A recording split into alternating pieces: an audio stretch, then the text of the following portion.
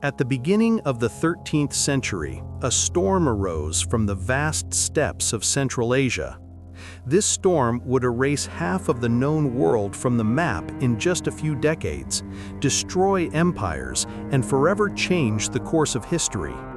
The name of this storm was the Mongol Empire, and at its center was a man who transformed from an ordinary steppe warrior into one of the world's greatest conquerors, Genghis Khan. Genghis Khan, who bore the name Temujin at birth, had just passed 40 when he united the Mongol tribes in 1206. However, during the 21 years until his death, the armies under his command created an empire stretching from China to Central Asia, from Iran to the gates of Eastern Europe. So what lay behind this success? Genghis Khan and the Mongol armies operated with a combination of military genius, discipline, and ruthlessness that the medieval world had never seen. The Mongol war machine did not merely defeat enemies, it conquered their minds. Fear, propaganda, and psychological pressure were among the most important weapons of the Mongol armies. Today on Medieval Archive, we will examine Genghis Khan's warfare tactics under a microscope. We will investigate everything from proven military strategies to psychological warfare, from extreme violence to famous legends. But most importantly, we will distinguish historical truth from legend. To understand the success of Mongol armies, we must first comprehend how they fought and what principles they were based on. The Mongols had developed a revolutionary military system by medieval standards. Everything began with the Mongol warriors' extraordinary skill on horseback. Mongol society had a nomadic structure, and men learned to ride horses, shoot arrows, and hunt from a young age. An adult Mongol warrior could cover distances exceeding 100 kilometers per day and accurately shoot arrows at targets while on a galloping horse. The Mongol army was one of the most mobile armies ever seen in history. They did not wear heavy armor or carry heavy logistical trains. Each warrior owned multiple horses, and when the horses tired, they were changed. This mobility allowed them to move at speeds enemy armies could not anticipate. The deadliest weapon of Mongol cavalry was their composite bows. These bows were constructed from different materials such as horn, wood, and sinew, and possessed incredible range. According to historians' estimates, their effective range was between 250 and 300 meters. Mongol archers could shoot arrows with high accuracy, even while on galloping horses. This provided a great advantage against Europe's heavily armored knights. Perhaps the most impressive aspect of Mongol warfare tactics was the feigned retreat tactic. Mongol units would suddenly appear to withdraw after engaging the enemy. When the enemy thought the Mongols were fleeing and pursued, they would lose their order and discipline. At precisely that moment, the Mongols would suddenly turn back and attack the scattered enemy. This tactic had achieved great success against Russian and Kipchak forces at the Battle of Kalka River in 1223. Another important feature of the Mongol army was its excellent intelligence and reconnaissance system. Before embarking on a campaign, Genghis Khan ordered detailed information to be gathered about the target region. Critical information such as the size of enemy armies, the defensive status of cities, and political divisions was obtained through merchants, spies, and envoys. Mongol armies never attacked blindly. The command structure was extremely organized and disciplined. Armies were organized according to the decimal system: 10-man Arban, 100-man Jagan, 1,000-man Minghan, and 10,000-man Tumen. Discipline was extremely strict. If a warrior fled from the battlefield, not only he but his entire 10-man unit would be punished. The Mongols relied on collective discipline and coordination rather than individual courage. While cavalry superiority in open terrain was indisputable, the Mongols' effectiveness in siege warfare was surprising. Initially lacking siege experience, the Mongols filled this gap by using engineers taken from conquered territories. Siege engineers taken from China helped the Mongols in the construction of catapults, towers, and other siege equipment. When conquering the cities of the Khwarezmian Empire in the 1220s, the Mongols used complex siege techniques. Perhaps one of the most effective aspects of Genghis Khan's military genius was psychological warfare. The Mongols not only broke the physical strength of the enemy, but shattered their mental resistance. Fear was an integral part of Mongol war strategy and was used deliberately. The Mongols' psychological warfare strategy was based on deliberate reputation management. The ruthlessness of Mongol armies was transmitted to other regions through rapidly spreading stories. Historian Jack Weatherford notes that Genghis Khan understood that creating fear brought victory with fewer losses than fighting.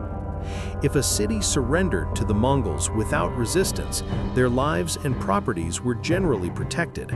However, cities that showed resistance faced a terrible fate. For example, during the campaign against the Khwarezmian Empire in 1220, the governor of Otrar had killed Mongol merchants and envoys. Genghis Khan used this as a cause for war, and after Otrar fell, the vast majority of the city's population was killed, and the governor was executed by having molten silver poured into his eyes. This story spread rapidly throughout the region.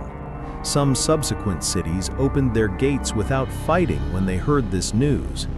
The Mongols also deliberately created horrific scenes. Corpses from massacres in captured cities were piled in front of city walls, and this sight was sent as a message to other approaching cities. When people heard the Mongols were coming, they panicked, and some cities' populations fled or opened their gates. Another dimension of psychological warfare was the exaggeration of numbers. Very large figures appear in enemy sources regarding the size of Mongol armies. In reality, the size of Mongol armies was generally smaller than thought. However, the Mongols created the impression of a much larger force by attacking from multiple directions and moving rapidly. The Mongols also used captured civilians as shields in subsequent sieges. This both broke enemy morale and reduced losses during sieges. When fear was used as a weapon, the Mongols could win more victories by fighting less. One of the most controversial aspects of Mongol invasions is the extreme violence and ruthlessness described in detail in historical sources. Some events documented in primary sources reveal the brutality of Mongol warfare methods. Mass massacres in cities that showed resistance are among the most frequently encountered topics in historical records. Juvaini, Rashid al-Din, and other contemporary historians write that the vast majority of populations in some cities were killed. For example, after the city of Merv was captured by the Mongols in 1221, according to sources, a large portion of the city's population was massacred. That the city was completely destroyed and remained abandoned for a long time is supported by archaeological data. Why did the Mongols resort to such extreme violence? First, creating fear and deterring other cities was a strategic goal. Second, loyalty and obedience were very important in Mongol culture. Cities that refused to surrender were considered to have committed treason and were punished. Forced population movements were also part of Mongol strategy. Skilled artisans, engineers, and artists were taken from captured cities and transported to Mongol capitals. This weakened the economic capacity of conquered regions while enriching Mongol territories. Thousands of people from China to Iran were forcibly displaced.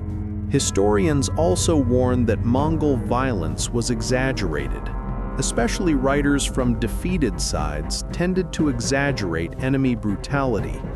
However, the narration of similar events in numerous independent sources shows that these were not entirely fabricated. Mongol invasions were so dramatic that over time, many legends and myths formed around these events. Some stories circulating on the internet today, though accepted in popular culture, are not based on solid historical evidence. One of the most common legends about the Mongols is the story of burning cities by attaching fire to cats or birds. According to this story, the Mongols would capture cats or birds fleeing from a besieged city, attach lit fuses to their tails, and then release them. When the animals returned to their homes, fires would start within the city, and the city would burn from the inside. This story is quite dramatic and is repeated in many popular sources. However, there is no strong evidence of this practice in primary historical sources. Such tactics are not found in the writings of Juvaini, Rashid al-Din, Karpini, or other contemporary historians. So where did this legend come from? Most likely, it is true that the Mongols used fire during sieges, but not through animals. It was done by launching flaming projectiles with catapults. People in fear and panic are inclined to think the enemy used extraordinary methods. Such stories may have grown over time and become legends. Another popular story is that the Mongols piled enemy soldiers' corpses on top of each other on the battlefield to form pyramids. Part of this story is true, part is exaggerated. It is mentioned in some sources that the Mongols piled enemy corpses. However, the claim that they built large pyramids or towers from skulls are mostly exaggerations added in later centuries. It is known that Timur had towers built from skulls in the 14th century, but this is not a practice from Genghis Khan's era. There are also mystical stories that the Mongols had supernatural powers on the battlefield, or that shamans defeated enemies with their magic. Shamanism held an important place in Mongol culture, and shamans were present in armies. However, their role was more about morale support and performing rituals. Real victory came from military discipline, strategy, and organization. Finally, there are many legends about Genghis Khan's own death.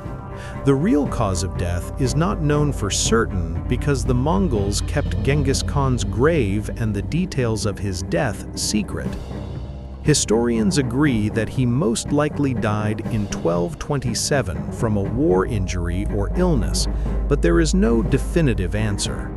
These myths and legends show how deep the fear and awe surrounding Mongol invasions was. People sought supernatural or extraordinary explanations to explain such rapid and effective conquest. But the truth is much more interesting than legends. Ordinary people changed history with extraordinary discipline, strategy, and organization.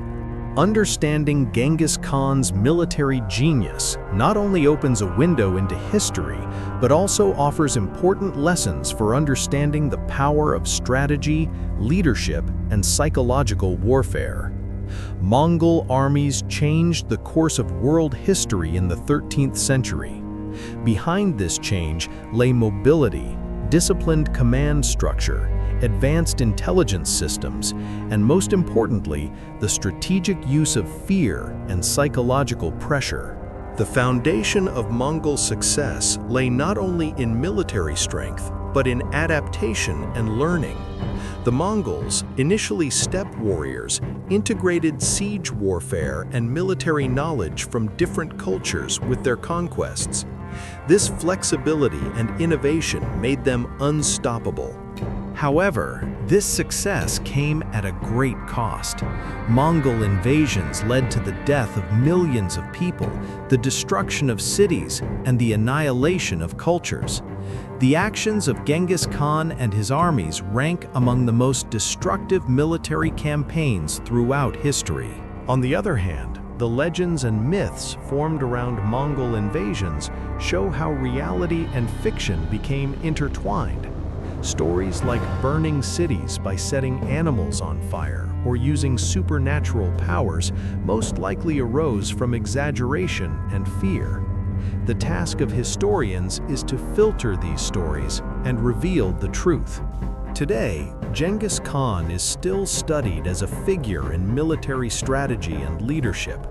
His legacy continues to resonate not only in the territories he conquered, but also in modern military thought. Principles such as mobility, intelligence, psychological warfare, and adaptation remain valid centuries later. In one of history's darkest periods, Genghis Khan and the Mongol armies changed the face of the world. Separating truth from legend is critical to understanding history correctly. The Mongols were neither entirely demonic monsters nor merely heroes of legends. They were highly effective and ruthless warriors who were products of their own time. And thus, on Medieval Archive, we have looked behind the curtain of one of history's darkest but most effective warfare methods. If you want to continue delving into the depths of history together, don't forget to subscribe to the channel, like the video, and see you in the next documentary on Medieval Archive.